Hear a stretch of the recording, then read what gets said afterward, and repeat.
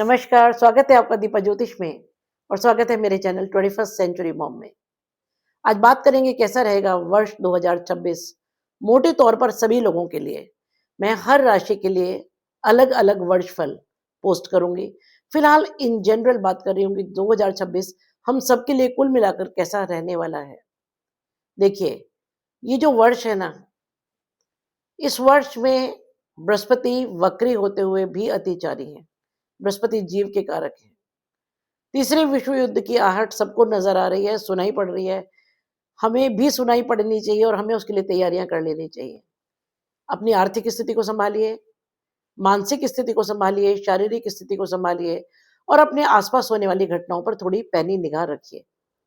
हमारा देश बहुत सुदृढ़ हाथों में है, बहुत मजबूत हाथों में है, इसलिए बहुत परेशान होने की जरूरत नहीं है। लेकिन हम एक अकेले राजा के भरोसे सब कुछ छोड़ करके सो नहीं सकते। दूसरी बात रही शनि की स्थिति।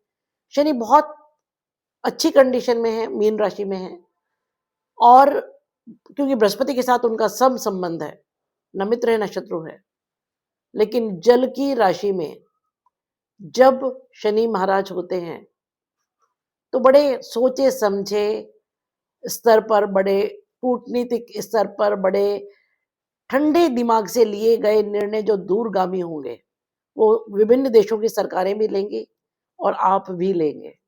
और इस समय जो घटनाएं होंगे उनके बहुत दूरगामी परिणाम, इतने दूरगामी कि अगले आने वाले 50 साल तक उनका इम्पैक्ट रहेगा। बात करें राहु की, कुंभ में है, बहुत सुदृढ़ स्थिति में है और अगले और लगभग 7 महीने शतभिषा नक्षत्र में है। तो हीलिंग तो होगी, डिफरेंट वेज में, डिफरेंट जगहों से बहुत सारी हीलिंग्स होंगी। लेकिन साथ साथ शतभिषा नशा भी है। नशा पावर का, नशा पैसे का, नशा सौंदर्य का, नशा दौलत का और जो एक्चुअल वाला नशा है वो तो है ही है। इस समय संसार ऐसी परिस्थितियों में होगा कि बहुत सारे लोग इंटॉक्सिकेशन में जाएंगे।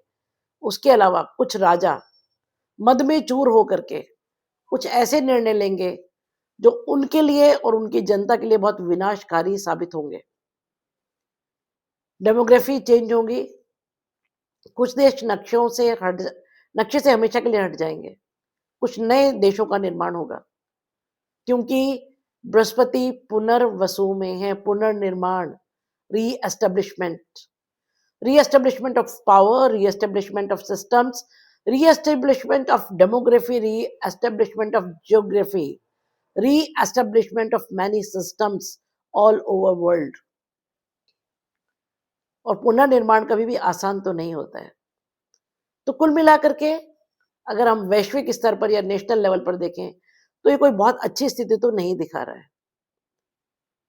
हाँ, परेशान होने की जरूरत इसलिए नहीं है क्योंकि जो परिस्थितियां आने वाली हैं वो तो आएंगी।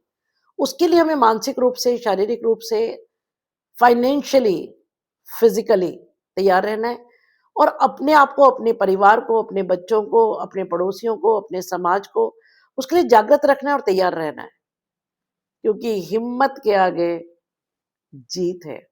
तो डरने की कोई जरूरत नहीं है।